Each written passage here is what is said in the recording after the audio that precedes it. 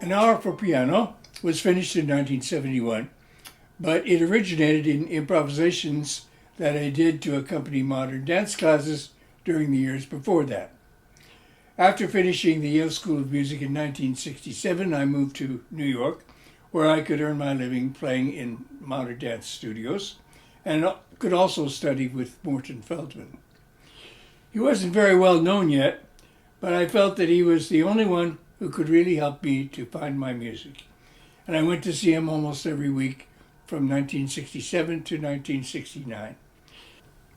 In fact, an earlier and much shorter version of this music was dedicated to him. An Hour for Piano doesn't sound much like Feldman's music, since it is completely metrical and not very dissonant. But it has a lot to do with the way he heard music and the way he convinced me to really listen to what I was writing.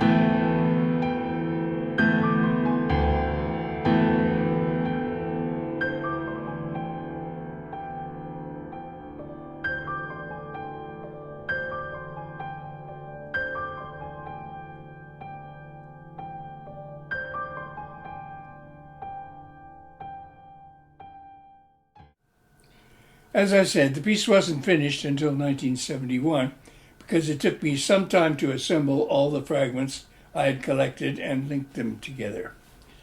I had a little drawer at the NYU School of Education where I often played for Richard Bull's dance classes, and often when my fingers stumbled onto a musical texture that I particularly liked, I would write out the essential idea. About this time, I was frustrated by the fact that I had only written rather short pieces, and it seemed clear that if I wanted to be a real composer, I should be able to write long pieces as well. So I decided to just make the title An Hour for Piano, and to somehow link all of these little fragments into one continuous stream an hour long. It didn't matter where the music started or what the order would be.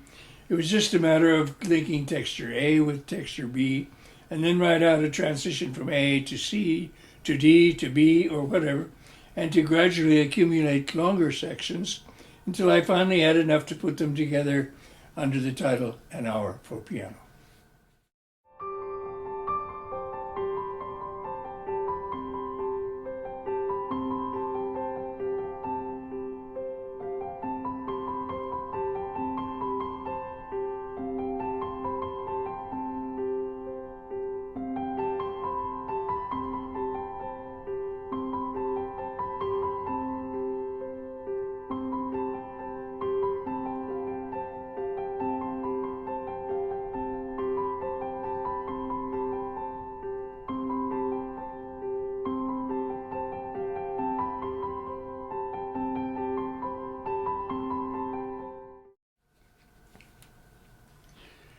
By now, the piece has been recorded 3 times. The first recording was that of Frederick Reshevsky, who did the official premiere in 1973 and made the recording for Lovely Music. The second was made more than 10 years later by Andrew Lee, who is known also for his performances of November by Dennis Johnson. He loved my score, studied it very carefully, and made an interpretation in 2010 on the Irritable Hedgehog label that timed out to exactly 60 minutes, as opposed to Reshevsky's interpretation that was a bit shorter and faster. Lee also wrote an 84-page analysis of the work, defining 6 primary textures and talking about how the music is repetitive without ever really repeating. But it is the third recording that we are listening to here, a Vandelweiser recording played by Keiko Shijicho a Japanese woman living in Holland. This interpretation also takes a bit less than an hour, but I particularly liked the fact that for this 2018 CD, she added a shorter piece called Spaces. This piece also has a lot to do with Feldman, and this is the only time it has been played really well and recorded. Let's listen to a fragment of this 15-minute piece as well.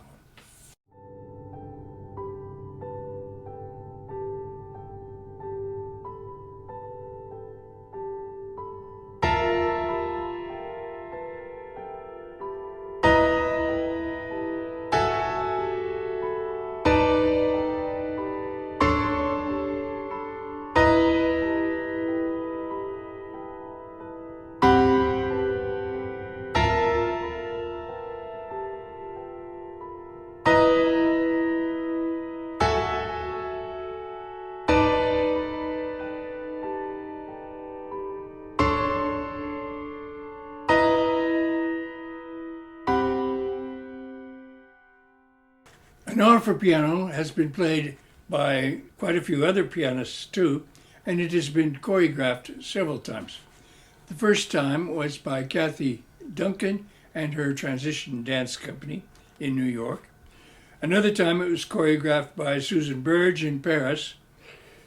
Just this year, it was used by Mathilde Bedroun, a young choreographer at Parts, the dance center in Brussels headed by Teresa de Keersmakers. So all in all, it has been one of my most successful scores, and now it is about to be interpreted again, not by a choreographer, but by a bookbinder named Luigi Castiglioni in Rimini, who came to visit me in Paris in October. He had been listening to the Reshevsky recording for more than 20 years and decided that he must transform this music into one of his very expensive, very limited editions, as he had already done with the novels of Houellebecq, Lewis Carroll, and others, and recently with another musical score, Jesus' Blood Never Failed Me Yet, by Gavin Bryars. I never did any drawings for An Hour for Piano. The drawings are generally numbers coming from the mathematical structures that I was working with later. And there are no mathematical structures in An Hour for Piano. All the same, now that I'm claiming to give you illustrated music, some drawings seem essential. I vaguely remembered that when I wrote this piece, I thought of the music as streaming between different musical textures, wandering all around in different routes. The music was always playing in one of the 6 distinct musical textures or regions, and I found that each of the 6 textures could be indicated with just a few notes. So I put together my diagrams of the 6 regions, surrounded by the numbers 1 to 12 that represent the hour-long circle.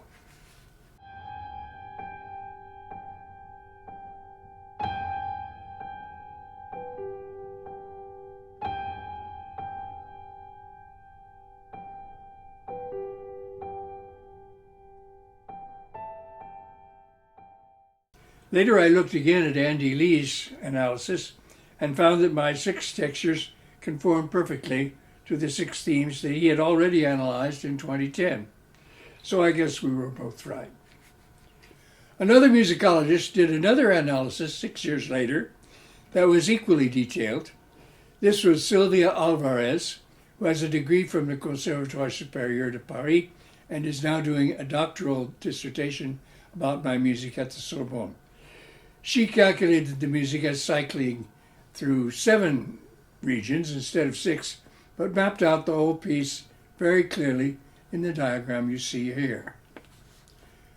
Curiously, Gilbert Delors, the musicologist who has written the most about my music, did not do this sort of analysis at all.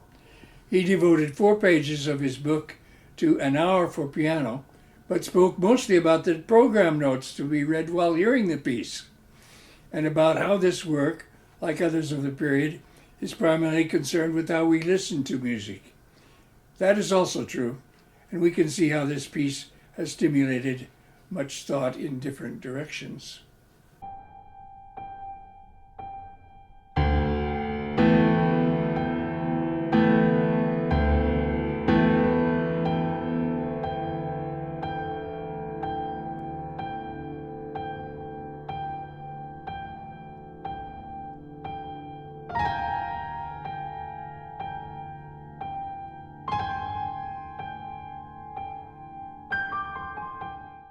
To finish, we're going to just play another few minutes of the music and show you drawings at the same time, trying to make the drawings fade in and out more or less in synchrony with the way the music moves from one region to another.